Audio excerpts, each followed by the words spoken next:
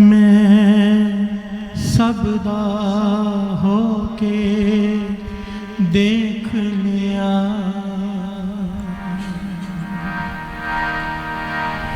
एक तेरा होना बाकी, मैं सबदा होके देख लिया, एक तेरा होना बाकी है।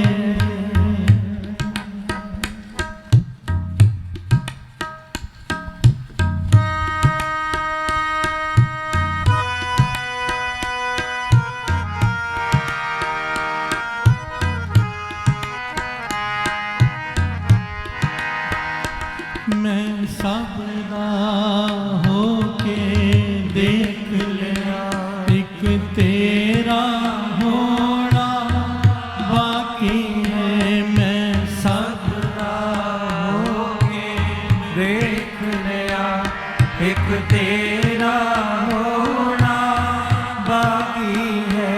मैं अपना सब कुछ खो बैठा, मैं अपना सब कुछ खो बैठा, बस आपा होना बाकी है। मैं अपना सब कुछ खो बैठा, बस आपा होना बाकी है।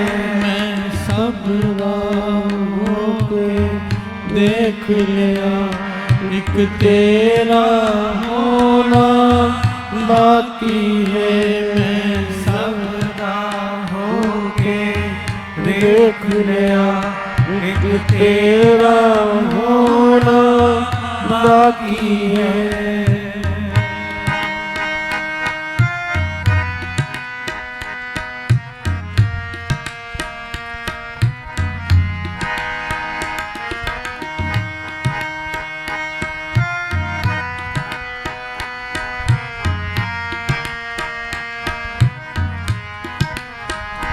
मैं सब था फिर के देख लिया, कोई ना किसी दा साथी। मैं सब था फिर के देख लिया, कोई ना किसी दा साथी।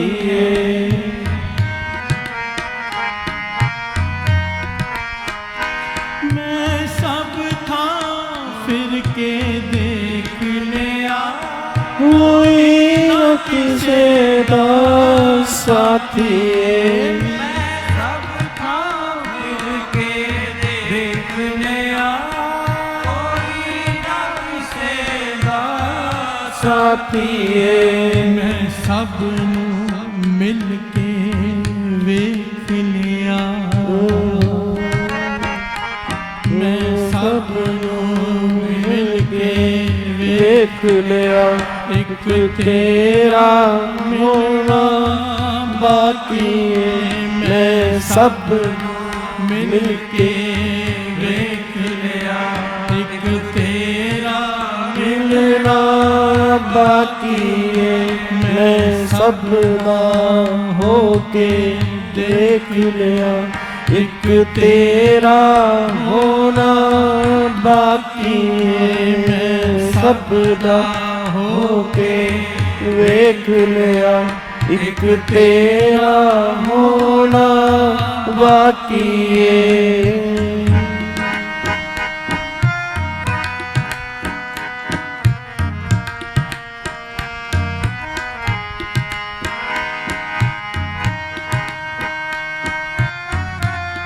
हाँ जी, वेरी गुड मॉर्निंग भाई, वेरी गुड मॉर्निंग। की हाल चाल मेरे यारों? हंकार विछोड़ा पा बैठा, तेरे नालों दूरी पा बैठा। हंकार विछोड़ा पा बैठा, तेरे नालों दूरी पा बैठा। हंकार विछोड़ा बैठा तेरे नालों दूरी पा बैठा बैठा हंकार विछोड़ा पा बैठा तेरे नालों दूरी पा बैठा मैं बाहर चुक के देख लिया मैं बारों झुक के मैं बाहरों चुक के देख लिया अंदरों झुकना बाकी है मैं सब झुक के देख लिया उन अंदरों झुकना बाकी है मैं सब हो के देख लिया एक तेरा होना बाकी है। हाँ जी, के हाल चाल है, के हाल चाल है मेरे छोरों, के हाल चाल है भाई। Good morning Akash, good morning CS with Prachi. O my God, CS with Prachi. Good morning Yash, good morning Shivani, good morning Alok. Sir Ankush sir class लेंगे या नहीं, ये तो अंकुश सर ही जाने, और अंकुश सर और आलोक जाने, आलोक और अंकुश सर जाने। वैसे लेंगे, वो कह रहे थे बिल्कुल जल्दी स्टार्ट, आई थिंक अक्टूबर के फर्स्ट वीक में स्टार्ट करेंगे, अक्टूबर के फर्स्ट वीक में शायद वो स्टार्ट करेंगे जी। ठीक है जी। Good morning Tanvi, good morning Sagar, good morning Srishti, good morning Vidhi, good morning Harshita. क्या हाल चाल हैं आप सभी के? बढ़िया हो? इवनिंग में क्लास पॉसिबल नहीं हो पाएगा मेरे दोस्तों, इवनिंग में पॉसिबल नहीं हो पाएगा, क्योंकि इवनिंग में फिर अक्टूबर के फर्स्ट वीक में खिचड़ी बन जाएगी, क्योंकि अक्टूबर के फर्स्ट वीक में अंकुश सर ने स्टार्ट करनी है, तो फिर वो टाइम ही नहीं मिलेगा ना इवनिंग में। तो जो बच्चे भी सुबह नहीं देख पाते तो कोई बात नहीं, वो शाम को देख लें, ठीक है ना। जो बच्चे बाई चांस अगर सुबह नहीं देख पा रहे ना, तो वो शाम को इसकी रिकॉर्डिंग भी देख सकते हैं। रिकॉर्डिंग तो मैं प्राइवेट करता ही नहीं, ठीक है ना, प्राइवेट तो मैं करता ही नहीं, तो आराम से यहाँ पे डली हुई है, तो टेंशन काहे को लेनी है आपने, बताइए, टेंशन है क्या कोई? चलो आओ जी, सारे के सारे बच्चे फटाफट से अब यहाँ पे आ जाओ जी। हाँ जी, आओ जी, इधर देखो ध्यान से। अब एक तो कल केस स्टडी हमने डिस्कस नहीं की थी ना, कल आई थिंक हमने फाइनेंशियल डेट की डेफिनेशन की थी, ठीक है ना। कल हमने शायद फाइनेंशियल डेट की डेफिनेशन जो है वो हमने कंप्लीट की थी, जो मुझे याद आ रहा है। बस लाइव लेना मत छोड़ दिएगा, मैं ऑफिस जाते जाते देख लूंगी, लाइव की बात ही अलग है, बैकलॉग नहीं होता। देखो अभी तक तो लाइव ही ले रहा हूं, अब जिस दिन बच्चों का मोटिवेशन खत्म हो जाएगा उस दिन लाइव बंद कर दूंगा। जैसे मान लो पहली क्लास में 100 बच्चा था, ठीक है, अब 30 बच्चा है, 70 बच्चे खत्म हो गए, ठीक है, अब 30 में से 15 रह गया, तो जिस दिन फिर अब मेरे को लगेगा कि बच्चे खुद ही पढ़ना नहीं चाह रहे, तो फिर ऑब्वियस सी बात है, फिर मैं रिकॉर्डेड ही डालूंगा जी। विपुल लिमिटेड वाला केस समझा दीजिए एक बार, हम फटाफट सारे केस ही करेंगे जी, एक बार फटाफट से ना हम सारे केस ही करेंगे फाइनेंशियल डेट वाले, क्योंकि वो डेफिनेशन बहुत इंपॉर्टेंट है। बस उस डेफिनेशन के केस लो करने से पहले एक बार ऑपरेशनल क्रेडिटर की भी डेफिनेशन पढ़ लेते हैं, और एक बार ऑपरेशनल डेट की भी डेफिनेशन पढ़ लेते हैं, फिर जो आपके वो केस स्टडी है ना, एक बार हम वो डिस्कस कर लेंगे। या पहले केस स्टडी डिस्कस कर लें, बताओ, पहले केस स्टडी डिस्कस कर लें? चलो ठीक है, तो एक बार ऐसा करते हैं, फिर आ जाओ फटाफट से, पहले एक बार केस स्टडी डिस्कस कर लेते हैं। ठीक है, एक बार पहले फटाफट से केस स्टडी हम डिस्कस कर लेते हैं। अब एक बार यहाँ पे आ जाओ फटाफट से, ये हमारी केस स्टडी है, तो सबसे पहला केस स्टडी नंबर 1 यहाँ पे चेक करो। अच्छा, ये जो केस स्टडी बेस्ड क्वेश्चन है ना, ये सारे के सारे फाइनेंशियल डेट की डेफिनेशन में से हैं, मतलब फाइनेंशियल क्रेडिटर और फाइनेंशियल डेट की जो हमने डेफिनेशन की थी ना, उसके अंदर से केस स्टडी बेस्ड क्वेश्चन बने हुए हैं। आओ जी, अब एक बार 1 बाय 1 चेक करते हैं। सबसे पहला यहाँ पे क्वेश्चन ये है कि मिस्टर ए है, मिस्टर ए ने 5 लाख रुपए का लोन दिया XYZ प्राइवेट लिमिटेड को अंडर ए रिटर्न लोन एग्रीमेंट, ठीक है। फिर यहाँ पे रीपेबल इन 12 मंथ, ये इसको रीपे करेगा 12 महीने में, और कोई भी इंटरेस्ट यहाँ पर मेंशन नहीं है। अच्छा, अगर इंटरेस्ट मेंशन नहीं है तो क्या फिर भी ये फाइनेंशियल डेट वाली कैटेगरी में कवर होगा? बिल्कुल कवर होगा। आपको मैंने कल भी कहा था कि इंटरेस्ट हो या ना हो ये मैटर नहीं करता, अगर खाली लोन भी है तो लोन भी फाइनेंशियल डेट वाली कैटेगरी में कवर होगा। वो बात एक अलग है कि टाइम वैल्यू ऑफ मनी होना जरूरी है, बट इट डजंट मीन कि अगर टाइम वैल्यू ऑफ मनी नहीं है तो फाइनेंशियल डेट से वो बाहर हो जाएगा। तो यहां पर 12 लाख रुपए का, मान लो फॉर एग्जांपल 5 लाख रुपए का लोन है और उसके बदले में वो कोई इंटरेस्ट की बात नहीं कर रहा, फिर भी ये फाइनेंशियल डेट वाली कैटेगरी में आएगा, बस ये पर ध्यान दो। अब आगे देखो, फिर मिस्टर बी ने 10 लाख रुपए का दिए XYZ private limited under A financing arrangement. Agreement says at the end of 1 year XYZ will repay 10,50,000. The extra 50,000 is described as a processing fees, not interest. मेरा पूरी क्लास से क्वेश्चन है। अब अगर मान लो सामने वाले बंदे को मैंने 10 लाख रुपए दिए और सामने वाला बंदा मेरे को 10,50,000 रुपए दे रहा है, तो 50,000 रुपए मुझे एडिशनल दे रहा है, बट वो इंटरेस्ट के नाम से नहीं दे रहा, वो प्रोसेसिंग फीस के नाम से दे रहे हैं। याद है मैंने क्या कहा था कि अगर इंटरेस्ट के नाम से नहीं दे रहा तो भी फाइनेंशियल डेट वाली कैटेगरी में कवर होगा। रीजन क्योंकि वहां पर लिखा है consideration for time value of money. अब टाइम वैल्यू ऑफ मनी के लिए वो जो तुम्हें कंसीडरेशन दे रहे हैं, मे बी वो इंटरेस्ट फॉर्म के अंदर भी हो सकता है, मे बी वो प्रोसेसिंग फीस की फॉर्म में भी हो सकता है, मे बी वो प्रीमियम की फॉर्म के अंदर भी हो सकता है, तो कोई दिक्कत वाली बात नहीं। अगर वो प्रोसेसिंग फीस के नाम से दे रहा है तो भी कोई फर्क नहीं पड़ता, ये फाइनेंशियल डेट वाली कैटेगरी में आएगा, बस ये पर ध्यान दो। आगे देखो जी, फिर कह रहा है मिस्टर सी एक सप्लायर हैं, डिलीवर कर रहे हैं रॉ मटेरियल वर्थ 5 लाख रुपए to XYZ private limited on credit. Payment was due in 3 month. XYZ ने डिफॉल्ट कर दिया। अब मेरे को सारे बच्चों बोलो क्या ये वाला पोर्शन फाइनेंशियल डेट वाली कैटेगरी में कवर होगा? आंसर इज नो, क्योंकि यहां पे उसने कोई लोन नहीं दिया, यहां पे उसने क्या किया? रॉ मटेरियल डिलीवर किया। अब रॉ मटेरियल डिलीवर किया, उसके बदले में वो उसको 5 लाख रुपए देगा, तो ये ऑपरेशनल डेट वाली कैटेगरी में कवर होगा, फाइनेंशियल डेट वाली कैटेगरी में कवर नहीं होगा, बस ये पर ध्यान दो। तो भैया पहले 2 केस तो फाइनेंशियल डेट वाली कैटेगरी में आएंगे, तीसरा केस फाइनेंशियल डेट वाली कैटेगरी में नहीं आएगा। तो वो क्या कह रहा है? Now insolvency proceeding begin, all 3 A B C file application before NCLT। तीनों ने एप्लीकेशन NCLT के पास फाइल कर दी है, ठीक है ना, तीनों ने एप्लीकेशन NCLT के पास फाइल कर दी है।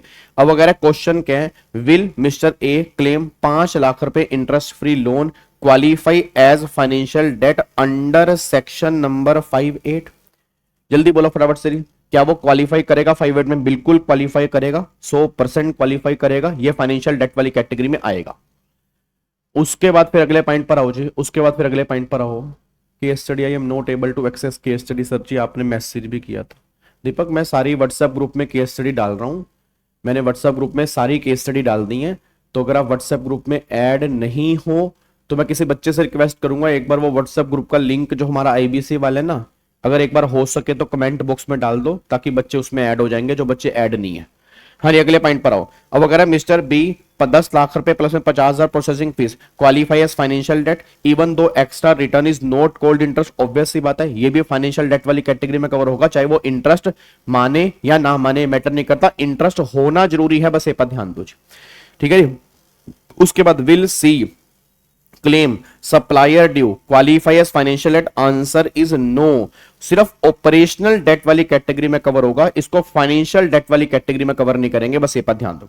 फिर वगैरह who among A, B and C can apply as a financial creditor under section 7 of IBC। तो भैया A और B तो फाइनेंशियल क्रेडिटर की तरह एप्लीकेशन डाल सकते हैं, बट जो C है वो ऑपरेशनल क्रेडिटर की तरह एप्लीकेशन डालेगा, वो सेक्शन नंबर 9 में डालेगा, ये दोनों सेक्शन नंबर 7 में डालेंगे, बस ये पर ध्यान दो, ठीक है जी। तो एक बार आप चेक कर लो जी। पहला तो भैया पहला तो ये फाइनेंशियल डेट है, मिस्टर ए वाला ये फाइनेंशियल डेट है, और फिर मिस्टर बी ये भी फाइनेंशियल डेट है, बट मिस्टर सी वाला जो है वो ऑपरेशनल डेट है, फाइनेंशियल डेट नहीं है। अब अगर एप्लीकेशन की बात होगी तो ए और बी जो है वो आपके सेक्शन नंबर 7 में डाल देंगे, बट सी जो है वो सेक्शन नंबर 9 में एप्लीकेशन डालेगा एज ए ऑपरेशनल क्रेडिटर, बस ये पर ध्यान दो। क्या बात मेरी समझ में आ रही है? पक्का पक्का। तो ये पॉइंट यहां पे हमारा खत्म हो जाता है। अब अगले पॉइंट पर आओ फटाफट से, नेक्स्ट केस स्टडी पर आओ जी। अब नेक्स्ट केस स्टडी चेक करो। ABC लिमिटेड बोरो 50 करोड़ रुपए from national bank under a term loan agreement repayable in 5 year at the 12% interest. 5 lakh यहाँ पे 50 करोड़ रुपए का लोन दिया और 12% इंटरेस्ट पर एनम चार्ज करेंगे।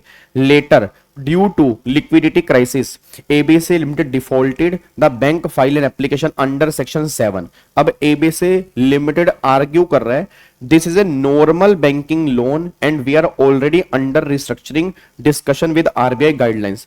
CRP should not be trigger as the bank has alternative remedy. मतलब ये कह रहा है कि आप सीआरपी मत करो क्योंकि आपके पास और भी रेमेडी है।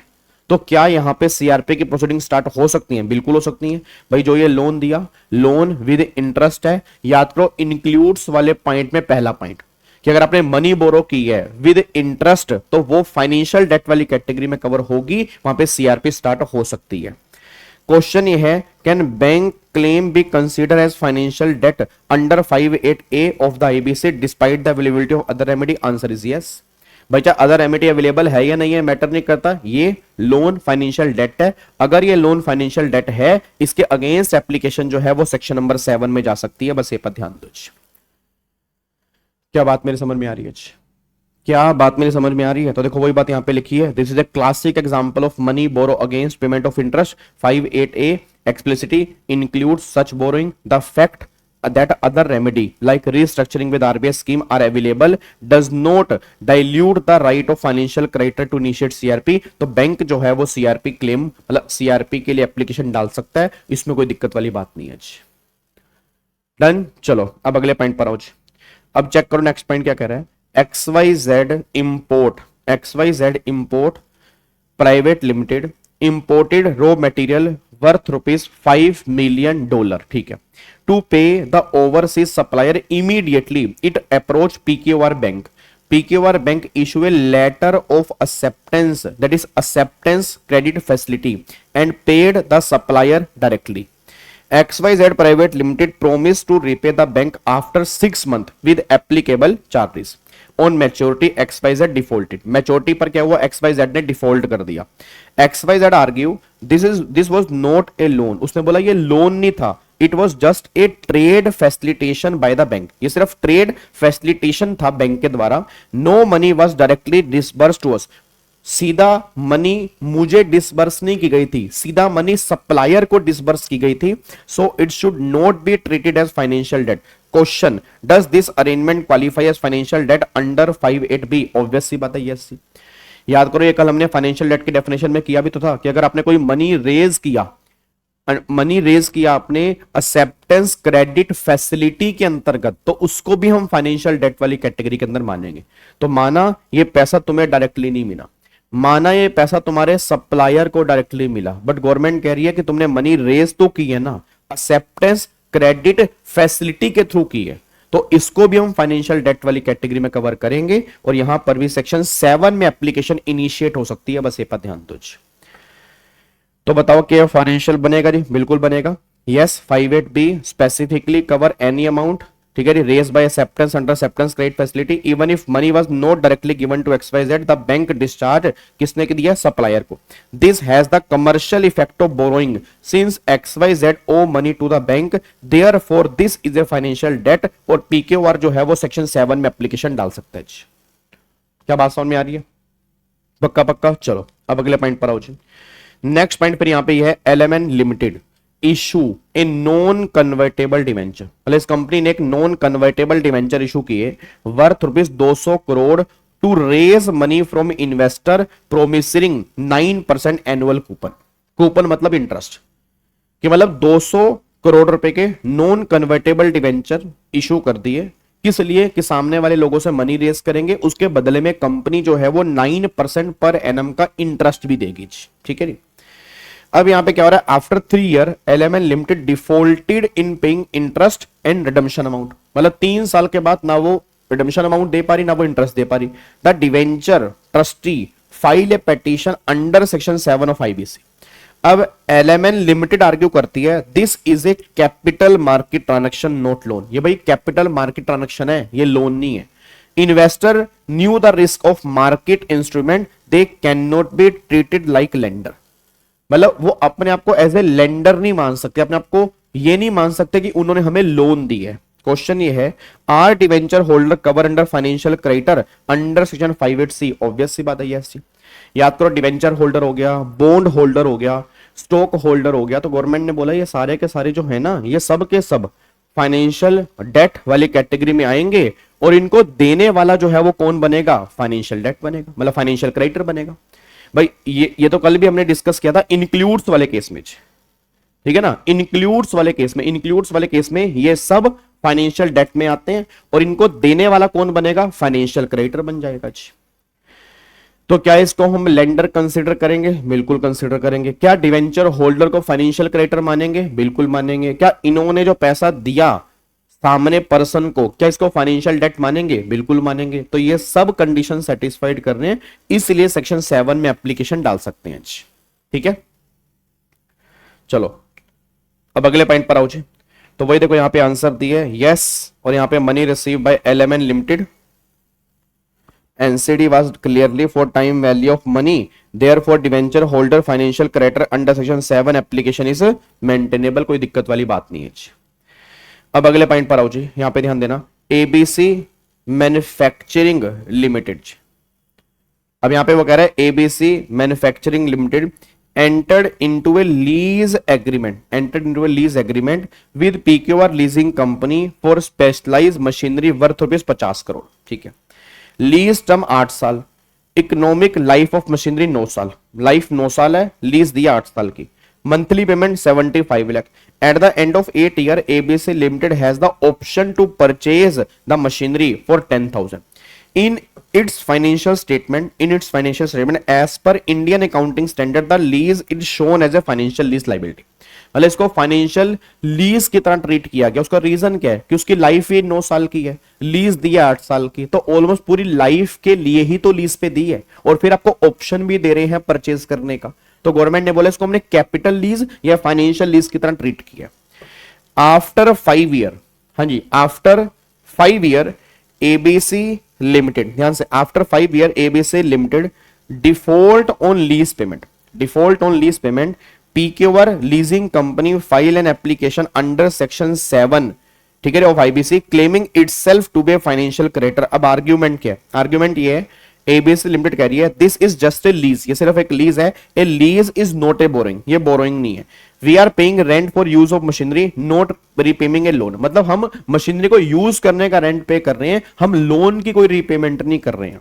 बताओ जी, लीजिंग कंपनी कह रही है the lease fulfil all test of financial lease, term cover almost full life of asset, बिल्कुल सही कह रही है। Lessee has option to purchase at nominal value, बिल्कुल सही बात है। Payment are substantial equal to the loan EMI, बिल्कुल सही बात है। As per 5(8) liability under financial lease equal to financial debt. अब क्वेश्चन ये है, does PQR leasing company qualify as a financial creditor? Obvious सी बात है यस, इसको एज ए फाइनेंशियल क्रेडिटर की तरह ट्रीट करेंगे ही करेंगे। Would your answer change if the lease was operating lease, example office rent agreement for 5 year. अब उसकी लाइफ 9 साल की है, 5 साल का एग्रीमेंट है, और उसको as per accounting standard operating lease की तरह ट्रीट किया, तो ऑब्वियस सी बात है फर्क पड़ेगा जी। तो फिर यहां पे फाइनेंशियल क्रेडिटर नहीं बनेगा, तो उसकी एप्लीकेशन सेक्शन नंबर 7 में नहीं जाएगी, जाएगी तो सेक्शन नंबर 9 के अंदर जाएगी, बस ये पर ध्यान दो, as a operational creditor.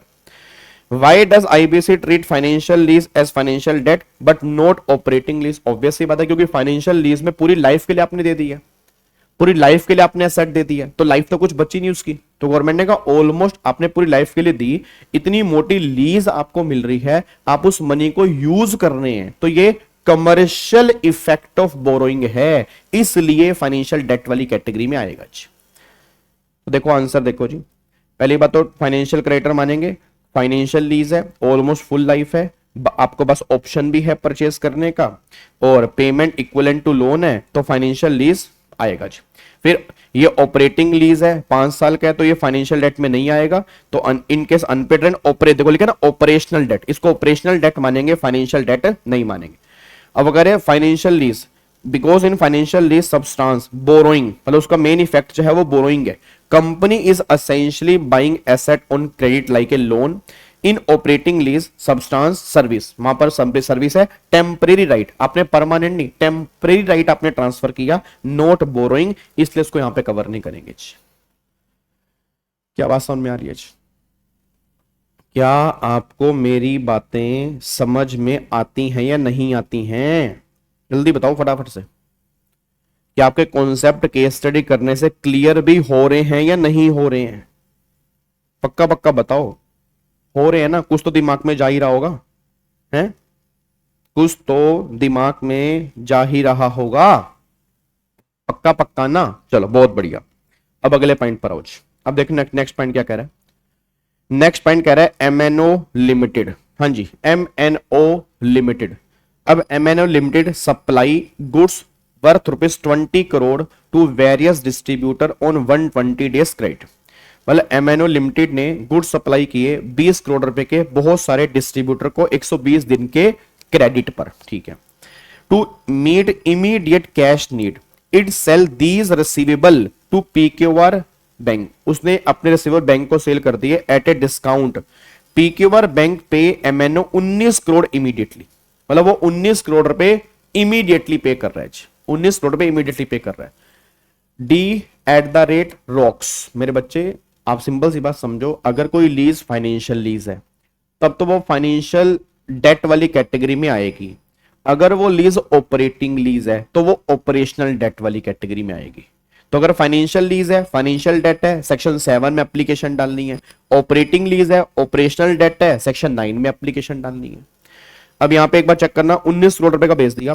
Agreement state in case distributor fail to pay MNO limited shall make good the loss. Shall make good the loss. भाई साहब, आफ्टर 120 डेज क्या हुआ? डिस्ट्रीब्यूटर डिफॉल्ट कर दिया। PQR bank file section 7 application under IBC against MNO claiming it as a financial creditor. बताओ जी, क्या ये सही है? क्या ये रिकोर्स बेस पे डेट रिसीवेबल बेचे हैं या नॉन रिकोर्स बेस पे बेचे हैं? पहले मुझे बताओ, ये रिकोर्स है या नॉन रिकोर्स है? जल्दी बताओ, ये रिकोर्स बेस पे बेचा या नॉन रिकोर्स बेस पे बेचा है? ये रिकोर्स बेस पे। आपने जो बेचे हैं वो किस बेस पर बेचे हैं? रिकोर्स बेस पे, नॉन रिकोर्स पे नहीं, रिकोर्स बेस पे। अब देखो यहां पर आर्ग्यूमेंट क्या है। MNO limited we only sold our receivable, this was a trade agreement not a loan. हमने अपने रिसीवेबल बेचे हैं, ये ट्रेड एग्रीमेंट है, कोई लोन नहीं है। बैंक कहता है agreement clearly state that if distributor default MNO limited is still liable. उसने कहा एग्रीमेंट साफ साफ कह रहा है कि अगर वो पे नहीं कर पाया तो तुम पे करोगे। Therefore, MNO Limited has a continuing financial liability is equal to financial debt. अब क्वेश्चन ये है, does PQR bank qualify as a financial creditor? Answer is yes. Why does recourse clause change the nature of transaction? Obvious सी बात है भाई, अगर recourse base है तो recourse base में उसकी लाइबिलिटी तो खड़ी हुई है। हेलो चिंटू, वो इधर रिकोर्स बेस के अंदर सामने वाले की लाइबिलिटी तो खड़ी हुई है ना। तो अगर सामने वाले की लाइबिलिटी खड़ी हुई है तो फिर गवर्नमेंट ये बात कह रही है उससे में पैसे लेने हैं। तो अगर उससे में पैसे लेने हैं तो वो एज ए फाइनेंशियल क्रेडिटर की तरह ही यहां पे माना जाऊंगा और मैंने उसको पैसे दिए वो एज ए फाइनेंशियल डेट माना जाएगा जी। ठीक है नहीं? तो इसको रिकोर्स बेस में कवर करेंगे। तो यहां पे देख लो जी, फाइनेंशियल डेट है और रिकोर्स बेस है, convert the receivable discounting into a borrowing, commercial effect of loan. तो सेक्शन 7 की एप्लीकेशन जो है वो मेंटेनेबल है। Sir how to find recourse? Sarita question check करो। हाउ टू फाइंड रिकोर्स हमने कल वाली क्लास के अंदर भी समझा था, अगर आपने कल वाली क्लास अटेंड की हो। कल वाली क्लास के अंदर हमने समझा था रिकोर्स का मतलब क्या होता है, जिसमें सामने वाले बंदे का राइट खत्म नहीं होता। जिसने रिसीवेबल बेचे वो अभी भी लाइबल है, जो अभी भी लाइबल है। मैंने रिसीवेबल बेचे, मैंने बोला उससे रिकवरी कर लेना, अगर वो सामने वाला बंदा रिकवरी नहीं करता तो जिसने रिसीवेबल बेचे हैं वो अभी भी लाइबल है। तो गवर्नमेंट ने कहा अगर वो अभी भी लाइबल है तो उसको बोलते हैं रिकोर्स बेच। नॉन रिकोर्स का मतलब क्या होता है कि मैंने अपने रिसीवेबल बेचे, अब मेरी लाइबिलिटी खत्म हो गई। अब अगर मेरी लाइबिलिटी खत्म हो गई तो उसको नॉन रिकोर्स बेस कहते हैं, फिर उसको रिकोर्स बेस नहीं कहते।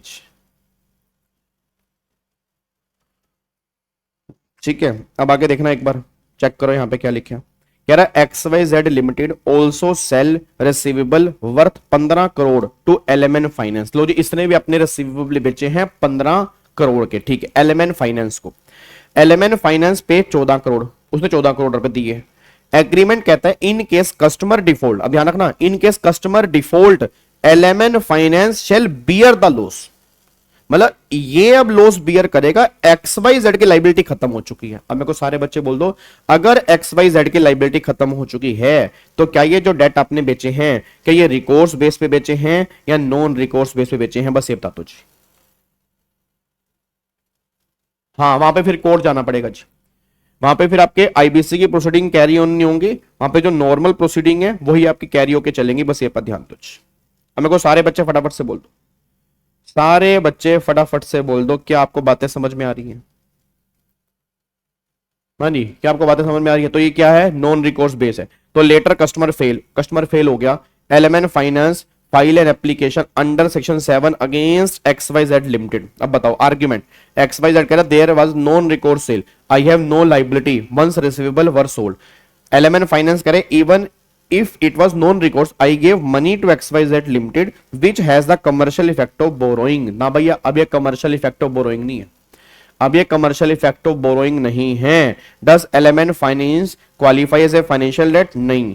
इन केस फाइनेंशियल डेट और merely a sale of receivable, तो गवर्नमेंट कह रही है नॉन रिकोर्स बेस में यहां पे कोई लाइबिलिटी नहीं होती, तो इसलिए इसको हम बोरोइंग नहीं बोलेंगे, ये सिर्फ सेल ऑफ रिसीवेबल है। तो अगर तुम्हें एप्लीकेशन इनिशिएट करनी है वो नॉर्मल कोर्ट में करो, सेक्शन 7 में एप्लीकेशन तुम डाल नहीं पाओगे, बस ये पर ध्यान दो। तो क्रक्स क्या निकल के आ रहा है, रिकोर्स बेस में बोरोर लाइबल है, फाइनेंशियल डेट है। नॉन रिकोर्स बेस में बोरोर लाइबल नहीं है तो ये फाइनेंशियल डेट नहीं है, बस ये पर ध्यान दो जी। ये क्रक्स है रिकोर्स और नॉन रिकोर्स बेस का। डन? क्या इसको लॉक कर सकते हैं जी? पक्का पक्का? चलो अब अगले पॉइंट पर आओ जी। अब नेक्स्ट पॉइंट देखो, अब यहां पे आ जाओ, क्या है जी? देखो जी, ग्लोबल। हाँ जी, हेलो भाई साहब इधर। ग्लोबल कह रहा है global agro limited entered into an agreement with the trader X, ठीक है जी, for supply of 5000 metric ton of rice after 9 month और 25 के लिए, मतलब 9 महीने के बाद बेचेगा 25 रुपए केजी के हिसाब से। Trader X made full advance payment 12.5 crore today, advance payment आ गई। एग्रीमेंट ऑल्सो, एग्रीमेंट कहता है if global agro limited fail to deliver the rice on due date the entire advance shall be refunded with interest, मतलब सारा amount refund किया जाएगा with interest. After 9 month क्या हुआ, ग्लोबल एग्रो लिमिटेड डिफॉल्ट, वो default कर दिया। Trader x file A section 7 application before NCLT claiming status A financial creditor. अब आर्ग्यूमेंट क्या है, आर्ग्यूमेंट ये है ग्लोबल एग्रो लिमिटेड कह रही है this was a commercial contract for a supply of goods, ये कमर्शियल कॉन्ट्रैक्ट है गुड्स के सप्लाई करने का, not a loan. Trader X is a buyer not a lender. Trader कह रहा है my advance was use as a working capital, इसने मेरा एडवांस वर्किंग कैपिटल की तरह यूज किया। I am entitled to refund with interest if supply fail, the effect of this agreement is equal to borrowing. Question ये है does this forward sale agreement amount a financial debt under 58F? Answer is yes. Answer is yes.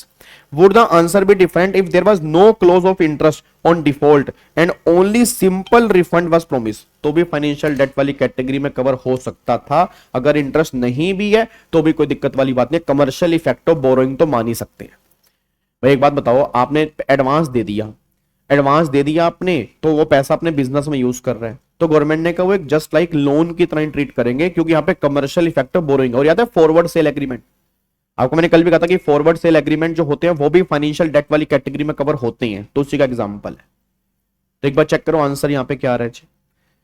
तो yes यहाँ पे होगा जी, बिल्कुल माना जाएगा। और अगर ओनली रिफंड विदाउट इंटरेस्ट है, in the case are border line, मतलब border line, but court that is Nikhil Mehta case has held that substance matter if advance essentially funded the company, it may be, मैंने आपको बोल तो दिया भाई, अगर loan के साथ में मतलब अगर इसके साथ में इंटरेस्ट नहीं भी है तो कोर्ट ने यहां पे डिसाइड किया कि सब्सटेंस देखो, इफेक्ट देखो, इफेक्ट।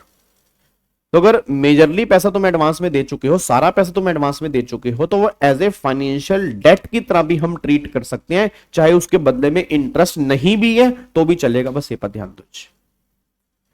तो ये वाला पॉइंट यहां पे निकल के आ रहा है। देन क्लियर है? बोलो।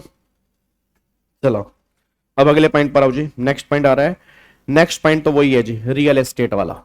नेक्स्ट पॉइंट तो रियल एस्टेट वाला है कि मिस्टर ए ने बुक किया flat dream house project XYZ builder limited in Satna, paid 40 lakh installment, ठीक है जी, और agreement set possession would be given 2020, possession मिलेगा 20 में। Builder divert fund to other project, construction stop कर दी। Mister A file section 7 application claiming he is a financial creditor under 58F explanation. अब यहां पे बताओ, XYZ बिल्डर कह रहा है home buyer are just customer, वो सिर्फ कस्टमर है, their remedy lie under RERA और consumer forum not IBC। Mister applicant कह रहा है my money finance the project as per explanation of 58 any money raise from allottee under a real estate project is equal to borrowing, hence I am a financial creditor. Question ये है, is mister A claim recover under financial debt? Answer is yes. फिर why did the legislature insert explanation in 18 despite 58F already being wide clarification, only for clarification। ये जो explanation I थी सिर्फ clarification के लिए आई थी, ये लो तो स्टार्टिंग से ही था बट गवर्नमेंट ने क्लैरिफाई करने के लिए एक्सप्लेनेशन डाली थी कि इसको भी हम यहां पे कवर करके चलेंगे। If 100 home buyer join together how would there collective claim impact of CRP? वैसे इसको हम आगे जाके डिस्कस करेंगे। यहां पे वो एक परसेंटेज वाला पॉइंट आएगा, सेक्शन नंबर 7। होपफुली मतलब आज हमारी 26 तारीख है ना, आज हमारा फ्राइडे है, आज हमारा फ्राइडे है ना, तो सैटरडे कल हम सेक्शन 5 की ऑलमोस्ट डेफिनेशन सारी खत्म कर देंगे और मंडे से फिर हम अपना वो स्टार्ट कर देंगे, अपना CIRP की एप्लीकेशन सेक्शन नंबर 767 वाला। तो कल कोशिश करेंगे जो छोटी मोटी डेफिनेशन है, क्योंकि इसके अंदर मोटी मोटी डेफिनेशन बस एक तो ऑपरेशनल क्रेडिटर, ऑपरेशनल डेट, ये थोड़ी सी बैलेंस बची हैं और कुछ डेफिनेशन ऐसे हैं जो भी हम कर नहीं पाएंगे, जैसे इंसॉल्वेंसी प्रोसेस कॉस्ट क्या होती है, वो हम तब तक नहीं कर पाएंगे जब तक हम सेक्शन 53 वाटरफॉल अरेंजमेंट का नहीं करेंगे। तो ऐसा नहीं है कि हम सारी डेफिनेशन अभी कर सकते हैं, क्योंकि जब तक हम अगले प्रोसीजर नहीं पढ़ेंगे तब तक कुछ डेफिनेशन हम सेक्शन 5 की डिस्कस ही नहीं कर पाएंगे। बट हाँ, अगले प्रोविजन पढ़ने के लिए financial creditor, financial debt, operational creditor, operational debt, ये डेफिनेशन बहुत जरूरी है जी। ठीक है, अब यहां पे एक बार देखो जी, तो उसने यहां पर वही बोला है कि यहां पर पहली बात तो आप कर सकते हो, और देखो टू रिमूव एम्बिग्यूटी, मतलब वही कंफ्यूजन दूर करने के लिए इन्होंने एक्सप्लेनेशन निकाली, और यहां पे थ्रेशोल्ड लिमिट है 100 अलोटीज और 10% of allottees whichever is less. वैसे इसको हम आगे रख के डिस्कस करेंगे जी। ठीक है, तो ये पॉइंट यहां पे निकल के आ रहा है कि जो अलोटीज होते हैं वो भी फाइनेंशियल क्रेडिटर वाली कैटेगरी में आते हैं, बस ये पर ध्यान दो जी। अब यहां पे आओ, नेक्स्ट पॉइंट देखो क्या है। नेक्स्ट पॉइंट यहां पे ध्यान से पढ़ना, कह रहा है ब्राइट एक्सपोर्ट प्राइवेट लिमिटेड, हाँ नहीं, Bright Export private limited entered into a contract to import machinery worth $50 million from Germany payable after 6 months। ठीक है, to protect itself from currency fluctuation Bright Export entered into a currency forward agreement with Axis Bank at a fix price 82। भाई मैं 82 दूंगा जी। हाँ बिल्कुल provision बताना होगा भाई, बिना प्रोविजन के आंसर थोड़ा लिख के आओगे। जैसे इन्होंने केस स्टडी प्रेजेंट की है ना, ऐसे तुम्हें प्रेजेंट करके आनी है, इसी तरह से तुम्हें प्रेजेंट करके आनी है जिस तरह से इन्होंने यहां पे लिखी है। अब देखो, अब कॉन्ट्रैक्ट टर्म्स है, अगर डॉलर का प्राइस 82 से ऊपर हो गया तो एक्सिस बैंक लॉस बियर करेगा, और अगर 82 से कम हो गया तो मुझे 82 देने ही देने हैं, फिर लॉस मुझे बियर करना पड़ेगा। अब यहां पे चेक करते हैं, आफ्टर 6 months क्या हुआ था, रूपी अनएक्सपेक्टली स्ट्रेंथन। ओ भाई साहब, मतलब रुपीज बढ़ गया, डॉलर कम हो गया। ऐसा बहुत कम होता है वैसे, ऐसा इंडिया में तो वैसे बहुत रेयरली होता है कि रुपी एप्रिशिएट, मतलब रुपी बढ़ जाए और डॉलर कम हो जाए, क्योंकि डॉलर नॉर्मली बढ़ता है, बट हुआ, उन्होंने बोला ना अनएक्सपेक्टली, मतलब एक्सपेक्टेशन से परे डॉलर कम हो गया, रुपी इंक्रीज हो गया, तो डॉलर कम हो गया तो हो गया 75। अब अगर 75 का हो गया तो अब मुझे लॉस हो गया। मुझे लॉस कैसे हो गया, मैंने 82 का वादा किया था, मेरे को था कि 83, 84, 85 होगा तो मैं बच जाऊंगा, वो हो गया 75। तो 75 का मतलब यह है कि यहां पर 7 रुपए का नुकसान, तो 7 रुपए का नुकसान है, और कितने यहां पे है 50 मिलियन, तो 50 × 7 तो 35। देखो यहां पे 35 करोड़ रुपए अंडर द फॉरवर्ड कॉन्ट्रैक्ट, तो यहां पर मेरे को देने पड़ेंगे। एक्सिस बैंक यहां पे सेक्शन 7 में एप्लीकेशन फाइल कर सकता है उस 35 करोड़ रुपए के लिए, क्योंकि ये एक तरह का फाइनेंशियल डेट है। याद है कल हमने डेरिवेटिव जी, याद है वो derivative transaction fluctuation, loss due to fluctuation, ये बात उसकी हो रही है। तो आर्ग्यूमेंट कह रहा है कि भैया ये तो हेजिंग अरेंजमेंट है, लोन नहीं है, मैंने कभी लोन लिया नहीं है, it was a contract not a loan. Bank कह रहा है भाई साहब derivative transaction specifically cover under financial debt, the liability under forward contract has a commercial effect of borrowing, Bright Export effectively use my financial protection and now owe me, therefore I am a financial creditor. अब क्या यहां पर financial creditor बनेगा? बिल्कुल बनेगा जी, ठीक है जी।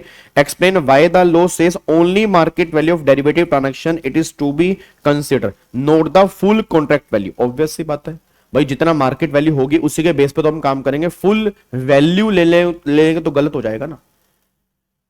अब यहां पे देखो जी, if the contract was entered not hedging import, मतलब अगर हेजिंग इंपोर्ट नहीं है but purely for speculation on USD INR fraction, would the liability still qualifies financial debt? Obvious सी बात है फिर नहीं बनेगी। यहां पे चेक करो, पहला तो बनेगा, पहला तो यहां पर बनेगा। दूसरा देखो, notional value 50 million that is 375 crore is not the real debt, ये रियल डेट नहीं है। रियल डेट क्या है? 35 करोड़ है ना यार, आप समझो। रियल डेट 50 नहीं है, वो तो 50 हमने हेज किया, 50 हमने हेज किया। अब 82 से 75 प्राइस हो गया, तो 7 रुपए जो मुझे और देने हैं वही गवर्नमेंट करी फाइनेंशियल डेट है। तो वही बोला है, market value principal ensure only actual liabilities counted in insolvency avoiding expected figure. अब देखो नी, even if enter the speculation once derivative create a binding financial obligation is a financial debt, court will focus on substance. अच्छा, oh my god, oh my god, oh my god, oh my god, ये point ध्यान देना भाई, ये point ध्यान देना। यहां पर ये पॉइंट इंपॉर्टेंट है। फिर कोर्ट की यहां पे जजमेंट आई हुई है कि जो स्पेक्यूलेशन लॉसेस हैं उसको भी हम फाइनेंशियल डेट वाली कैटेगरी में कवर करेंगे। ये पॉइंट ध्यान देने वाला है। फिर इस पे डांगर का निशान बना लो जी, डांगर मतलब डेंजर, ठीक है। इस पे डेंजर का निशान बना लो। Even if entered for speculation once derivative create, अगर एक बार डेरिवेटिव क्रिएट हो गया, a binding financial obligation it is financial debt, court will focus on substance liability not the form. मतलब आप ऊपर से क्या दिखा रहे हो मैटर नहीं करता, उसका सब्सटेंस क्या है ये मैटर करता है। So even speculative loss is equal to financial debt if payable. बस ये पर ध्यान दो। तो यहां पर डांगर का निशान बना के चलना भाई साहब, ठीक है, ये ध्यान रखना। चलो अब अगले पॉइंट पर आओ। नेक्स्ट पॉइंट देखो, नेक्स्ट पॉइंट क्या कह रहा है। अब कह रहा है बिल्ड वेल इंफ्रा लिमिटेड, हाँ build well infra limited entered into a contract with the state government to a construct a highway, ठीक है। As per the contract Buildwell had to furnish a performance bank guarantee that is PBG of 100 crore, ठीक है। Buildwell approach Punjab National Bank PNB issue the guarantee in favour of the state government, ठीक है जी। In return Buildwell sign a court indemnity counter indemnity agreement with PNB, ठीक है, कि अगर मतलब मैं तुम्हें पैसे लौटाऊंगा तुम्हारे, अगर तुम पैसे उसको दे देते हो। If PNB has to pay under the guarantee Buildwell will reimburse the bank in full. अब later Buildwell fail to complete the project, वही हो गया। The government invoke the guarantee, government ने गारंटी इवोक कर ली। पीएनबी पेड 100 करोड़, पीएनबी ने 100 crore pay कर दिए। Buildwell defaulted in reimbursement to PNB, Buildwell ने रिम्बर्स करने में फेल कर दिया। पीएनबी ने एप्लीकेशन फाइल कर दी 7 में कि भैया मेरे पास राइट है रिकवर करने का। अब आर्ग्यूमेंट क्या हो रहा है, बिल्डवेल कह रहा है we never borrow money from PNB, हमने मनी बोरो नहीं किया, हमने मनी बोरो नहीं किया। It was performance guarantee, it was क्या होता है performance guarantee, not a loan, therefore PNB is not a financial creditor. PNB कह रहा है Buildwell gave me counter indemnity obligation once I paid under the guarantee, Buildwell liability towards me crystallise. Section 58H clearly says counter indemnity obligation in respect of guarantee is equal to financial debt, hence am a financial creditor. क्या बताओ सही कह रहा है गलत कह रहा है? सही कह रहा है। याद है मैंने कहा था गारंटी की भी गारंटी देना, कल हमने एग्जांपल में डिस्कस किया था गारंटी की भी गारंटी देना। तो भैया अगर गारंटी की भी गारंटी दी जाएगी तो वो फाइनेंशियल क्रेडिटर वाली कैटेगरी में ही कवर होगा। तो भैया ये फाइनेंशियल क्रेडिटर माना जाएगा, बिल्कुल माना जाएगा। तो बिल्डवेल लायबिलिटी पीएनबी के लिए क्या फाइनेंशियल डेट है? आंसर इज यस है, 100% है। Who was the original creditor before default and who become the creditor after default? Explain the shift। पहले तो गवर्नमेंट थी, ठीक है ना, अब पीएनबी बन गया। तो यहाँ पे वही बात हो रही है जी, देखो जी यहाँ पे पहले ये तो फाइनेंशियल डेट है, उसके बाद पहले देखो, पहले थी कौन थी, पहले गवर्नमेंट थी जिसने पैसा लेना था, अब पीएनबी ने गवर्नमेंट को दे दिया, अब पीएनबी बन गया, पीएनबी गवर्नमेंट को दे दिया तो लाइबिलिटी शिफ्ट होगी पीएनबी, अब पीएनबी फाइनेंशियल क्रेडिटर बन गया, तो Buildwell owe PNB under counter indemnities. अब उसने बोला if Buildwell has partially reimburse 20 crore to PNB has defaulted 80 crore, तो क्या डिफॉल्ट माना जाएगा? बिल्कुल जी। याद करो डिफॉल्ट की डेफिनेशन में तो भैया अगर आप सिंगल इंस्टॉलमेंट भी पे नहीं कर रहे तो भी डिफॉल्ट वाली कैटेगरी में आते हो, तो अगर आपने पार्शियली पे नहीं किया तो भी वो डिफॉल्ट वाली कैटेगरी में आ जाएगा जी। क्या बात समझ में आ रही है? तो ये हमारा काउंटर इंडेमनिटी वाला पॉइंट है, काउंटर वाला जी। ठीक है, तो ये हमारा पॉइंट निकल के आ रहा है जी।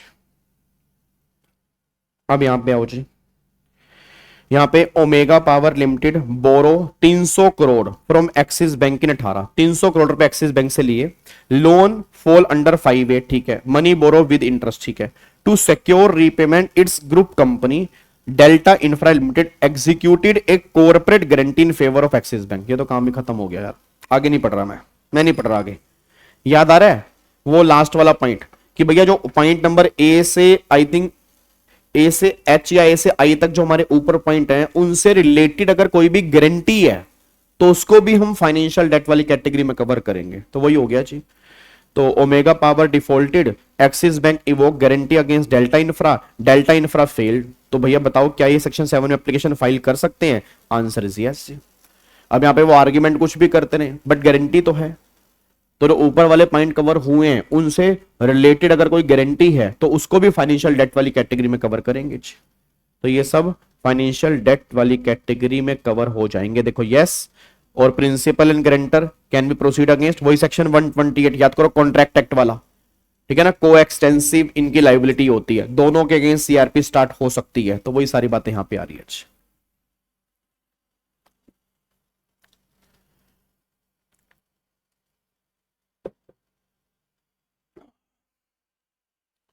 भाई साहब मतलब एक सेक्शन में से कितने क्वेश्चन बन सकते हैं वैसे, खतरनाक है भाई, खतरनाक, खतरनाक। आ जाओ अगले पॉइंट पर आओ जी। अब यहां पे उस डेफिनेशन के नीचे ना, उस डेफिनेशन के नीचे कुछ केस लॉ भी दिए हुए थे।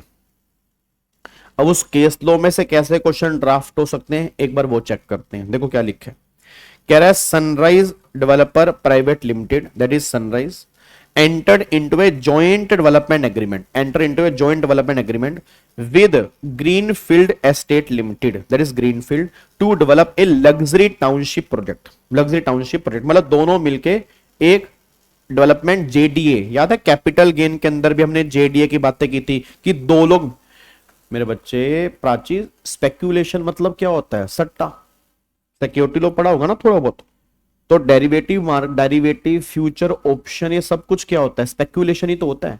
अब गवर्नमेंट कह रही है अगर ये स्पेक्यूलेशन है, स्पेक्यूलेशन का मतलब होता है सेम डे ट्रेडिंग, मतलब इसमें डिलीवरी नहीं मिलती, तो गवर्नमेंट कह रही है अगर आप स्पेक्यूलेशन के पॉइंट ऑफ व्यू से डेरिवेटिव कर रहे हैं तो भी वो फाइनेंशियल डेट माना जाएगा। एक होता है इसमें आपने डिलीवरी ले ली, मतलब आपका इन्वेस्टमेंट पर्पज है, तो है ही है। अब गवर्नमेंट कह रही है अगर आपका पॉइंट ऑफ व्यू स्पेक्यूलेशन है, भाई आप सेम डे काम कर रहे हैं, सेम डे ट्रेडिंग कर रहे हैं, तो फिर गवर्नमेंट कह रही है वो स्पेक्यूलेशन है, तो भी फाइनेंशियल डेट है। ठीक है, अच्छा अब यहां पे सुना ध्यान से, मैं कहना क्या चाह रहा हूं। अब यहां पे ना जॉइंट डेवलपमेंट एग्रीमेंट है। अब जेडीए क्या होता है? जेडीए मतलब होता है कि दो लोग मिलके एक एग्रीमेंट कर रहे हैं कुछ चीज को डेवलप करने का। याद करो हमने कैपिटल गेन के अंदर भी एक सेक्शन था, वो तुम भूल गए होंगे, सेक्शन नंबर 45(5)(a) जो हमारा जॉइंट डेवलपमेंट एग्रीमेंट का होता था। अब वो यहां पे कह रहा है कि दो लोग मिलके एक टाउनशिप क्रिएट कर रहे हैं, मतलब एक बहुत बड़ी सोसाइटी बनाना चाह रहे हैं। अब देखो उसने क्या बोला, as per agreement sunrise contribute land, वो एक बंदा लैंड कॉन्ट्रीब्यूट करेगा, एक बंदा क्या करेगा? लैंड कॉन्ट्रीब्यूट करेगा, एक बंदा लैंड कॉन्ट्रीब्यूट करेगा। और Greenfield invest 150 crore as constructed, मैंने लैंड दी और उसने कंस्ट्रक्शन का 150 करोड़ की फंडिंग की, अब दोनों मिलकर हम बिल्डिंग खड़ी करेंगे। याद नहीं है तुम्हें कैपिटल गेन में? याद आ रहा, मैंने कहा था ऐसा आजकल बहुत चल रहा है कि लैंड किसी और की और बिल्डिंग कोई और खड़ी करेगा, तो वहां पर कैपिटल गेन की बात होती है। तो जेडीए यही तो होता है कि लैंड किसी और की और बिल्डिंग कोई और खड़ी करेगा, तो लैंड की भी तो वैल्यू होती है। और उसमें मतलब 200 करोड़ की लैंड है, 150 करोड़ कंस्ट्रक्शन के ऊपर लगेगा। Profit from sale of flat were to be shared 50, जो प्रॉफिट होगा 50-50 हम शेयर करेंगे। अब Greenfield defaulted in completing construction with agree timeline. Greenfield ने डिफॉल्ट कर दिया, जो 150 करोड़ कंस्ट्रक्शन में लगाने थे उसने उसमें डिफॉल्ट कर दिया। Sunrise claim greenfield has breach it's obligation and demanded refund of 150 crore with interest. Sunrise ने सेक्शन 7 में एप्लीकेशन फाइल कर दी ऐसे की तैसे। ये कोई फाइनेंशियल डेट थोड़ा यार, ये कोई फाइनेंशियल डेट थोड़ा है भाई। दो लोग एग्रीमेंट कर रहे हैं, उसने कहा मैं 150 लगाऊंगा, उसने कहा लैंड मेरी होगी, वो पैसे वहां पे लगा नहीं रहा, या कुछ पैसे लगाए कुछ पैसे नहीं लगाए, तो ये सामने वाला बंदा एज ए फाइनेंशियल क्रेडिटर, भाई उसने कोई लोन थोड़ा दिया उसको, ये तो जॉइंट डेवलपमेंट एग्रीमेंट है, एक तरह की पार्टनरशिप है। तो यहां पे कोर्ट ने डिसाइड किया, देखो यहां पे I gave land worth rupees 200 crore, Sunrise कह रहा है Greenfield 150 crore from as 150 crore from me as project fund, they fail to perform so it was default.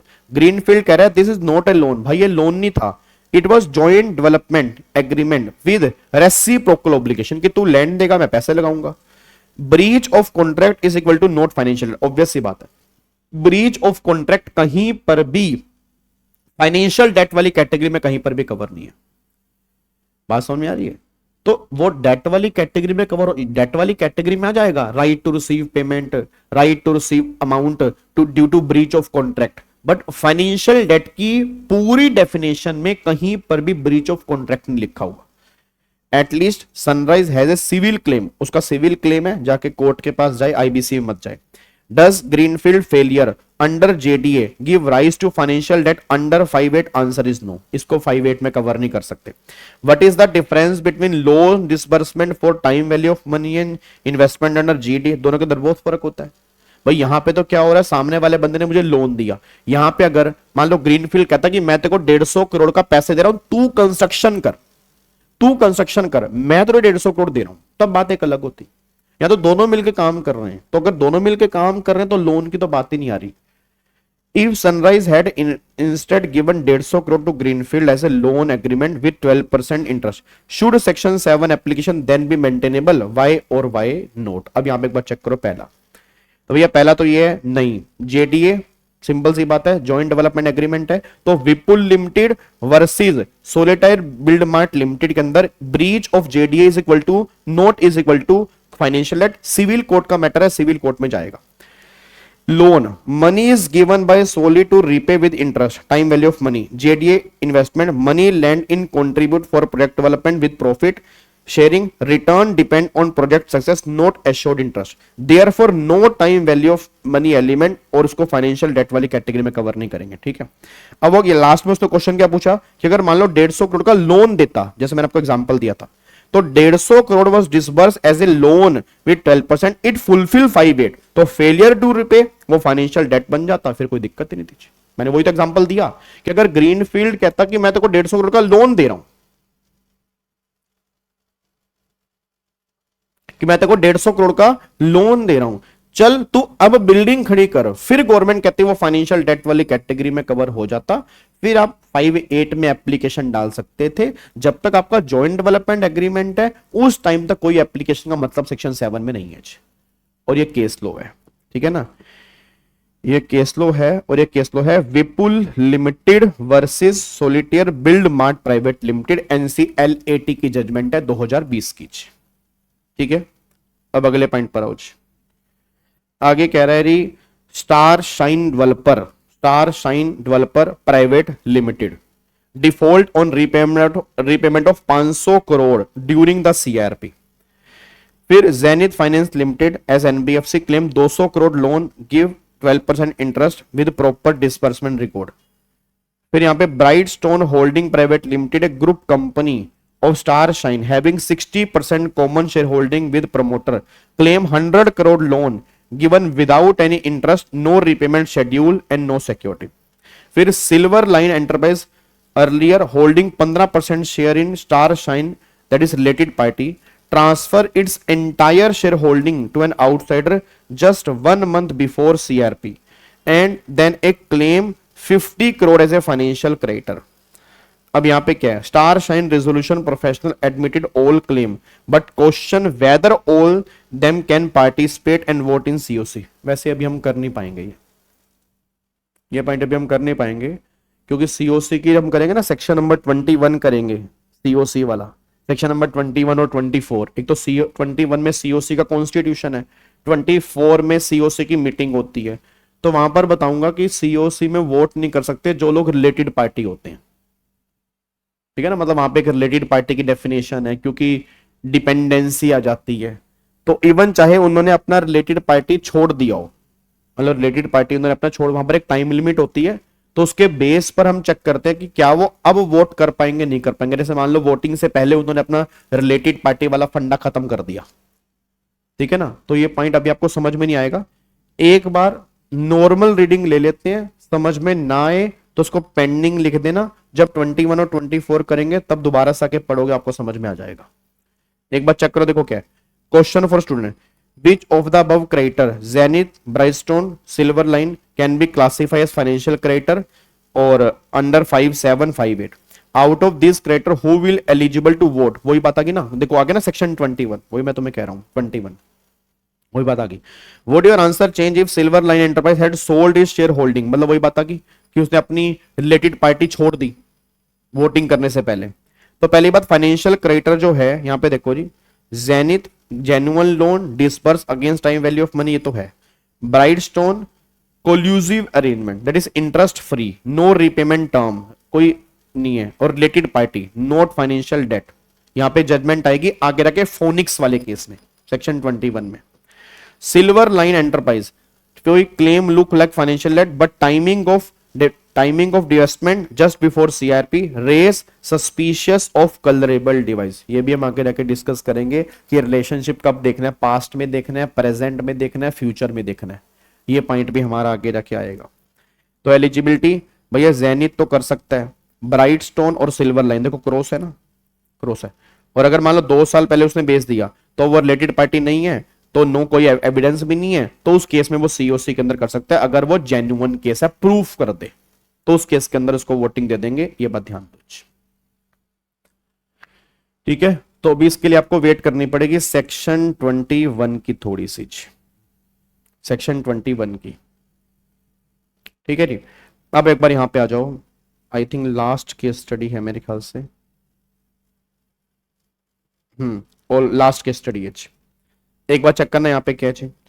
तो यहाँ पे केस स्टडी कह रहा है Crystal retail limited entered into a dealership agreement with Brightstein electronics private limited as per agreement BSC deposit 5 crore with CRL as a security deposit, ठीक है। Agreement said CRL will pay interest 10% per annum on their deposit payable quarterly, ठीक है। Deposit was refundable at the end of the agreement, ठीक है। After 2 years CRL ने default कर दिया, it neither refunded the deposit nor paid the pending interest. BSC file application 7 application under IBC claiming to a financial creditor. Argument CRL कह रहा है this was only a security deposit, ये कोई loan नहीं था। Deposit was part of commercial arrangement not borrowing, ये हमारी commercial arrangement का पार्ट था। BSC deposit carry interest hence it had time value of money. Effectively CRL borrow my money under the guise of security deposit, therefore my claim is equal to financial debt under 58F। question of student, does 5 crore security deposit qualify financial debt? उसके बाद would your answer differ if security deposit was interest free? अगर ये interest free होता तो explain the role of time value of money in distinguish a normal deposit from a financial debt। अब मेरे को बताओ जी, क्या ये सिक्योरिटी डिपॉजिट फाइनेंशियल डेट बनेगा? तो ऑब्वियस सी बात है बनेगा जी। अगर आप यहाँ पे चेक करोगे, देखो जी 5 करोड़ का डिपॉजिट है, qualified financial debt, reason deposit was interest bearing, interest साथ में है, तो टाइम वैल्यू ऑफ मनी है, तो एज पर मैजिक और इंपेक्स प्राइवेट लिमिटेड 2021 जजमेंट है, ये डिपॉजिट जो है फाइनेंशियल डेट वाली कैटेगरी में आएगा। अगर आपने कल जजमेंट पढ़ी हो ना, आपको मैंने होमवर्क दिया था, वो 3 जजमेंट आपको पढ़ के आनी है फाइनेंशियल डेट के नीचे वाली, उसमें आपने जजमेंट पढ़ी होगी ये वाली। और अगर इंटरेस्ट फ्री होता तो फिर ये फाइनेंशियल डेट वाली कैटेगरी में कवर नहीं होता जी। तो it would remain a simple contractual obligation enforceable under civil court में जाते, फिर आप आईबीसी में नहीं जाते। रीजन क्योंकि वहां पे टाइम वैल्यू ऑफ मनी नहीं था। सर आपने कहा था टाइम वैल्यू ऑफ मनी होना जरूरी नहीं है मेरे बच्चे, वो लोन वाले केस में कहा था। आप अगर लोन दोगे, डेट दोगे, तब इंटरेस्ट नहीं भी है चलेगा। आप यहां पे डिपॉजिट दे रहे हो तो डिपॉजिट कोई लोन नहीं होता ना, तो गवर्नमेंट ने कहा भैया डिपॉजिट तो रिफंडेबल होता है, अब उसमें इंटरेस्ट नहीं है तो ये फाइनेंशियल डेट नहीं है। अगर सामने वाले बंदे ने नहीं दिया तो सिविल कोर्ट तुम्हारे लिए। टाइम वैल्यू ऑफ मनी का मतलब होता है वही, money today is more valuable than the same money later. Obvious सी बात है, आज का 1 रुपया आज से 10 साल के 1 रुपए से ज्यादा महंगा है।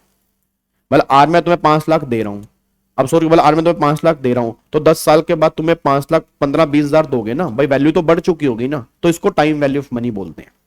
Financial debt always involve compensation that is interest और equivalent return for use of money over time. Security deposit without interest, no time value of money, no financial debt. Security deposit with interest तो borrowing effect है, तो financial debt वाली category में आएगा जी। ओ भाई मेरे, अब जाके हमारा खत्म हो गया जी पूरी की पूरी डेफिनेशन विद केस स्टडी। और ये सारी केस स्टडी में डाल चुका हूँ जी, ठीक है ना, ये सारी की सारी केस स्टडी मैं आपके ग्रुप में डाल चुका हूँ। आपको मैंने कहा था यार कोई बच्चा ग्रुप का लिंक भेज दो यार कमेंट में, जो बच्चे ग्रुप में ऐड हैं तो उसमें लिंक आता होगा ना, एक बार लिंक भेज दो प्लीज, आपसे रिक्वेस्ट है। या 1 मिनट रुको, मैं भेजूं क्या, 1 मिनट रुको।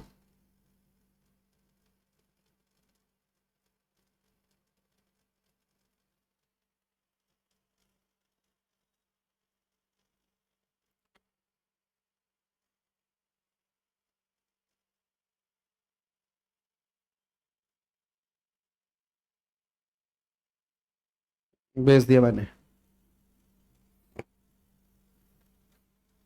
आया नहीं।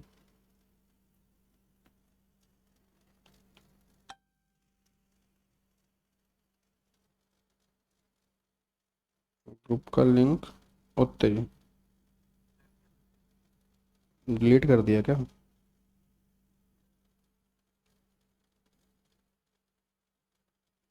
आया?